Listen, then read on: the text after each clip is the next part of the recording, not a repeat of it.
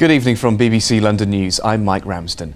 Today, the Routemaster bus was finally pulled out of normal service on the capital's streets. Some Routemasters will still work on two so-called heritage routes.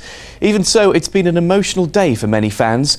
Paul Curran was on the last ever number 159 Routemaster bus. At about 12:30, the last Routemaster on the 159 service set off from Park Lane, with little sign of the chaos to come. Minutes later, Oxford Street ground to a halt. Anyone would have thought the crowds were celebrating a sporting victory rather than a 50-year-old bus. RM 2217 inched its way towards the first bus stop. There it was first come, first served. Coming from this side, please. Anticipating the crush, 4 police officers were on hand to help the conductor. Some of the passengers had waited hours to get aboard. Well, I appreciate that, but these guys are first. I got on the train at 20 to 6 this morning. Went straight down to Streatham to have a look at them coming out the garage, and then got the first one I could up to Marble Arch and waited for 3.5 hours. Oh, I can't change those lights now. Can we got something smaller, please? This wasn't a day for Oyster cards. Everyone was buying a ticket as a souvenir. James Cox bought 14. He said for friends, but later admitted they'd probably end up on the auction site, eBay. It's extremely mercenary, yes.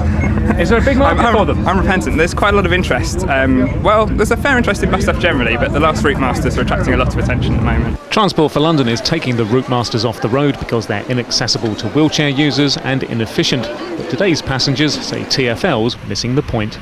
These other things, modern buses are great, they get you from A to B, but they're just red boxes, they do the job well, but they do not have the romance, they don't have the appeal, a certain something that Routemasters have. And conductor Lloyd Licorice will also miss the romance of a different sort.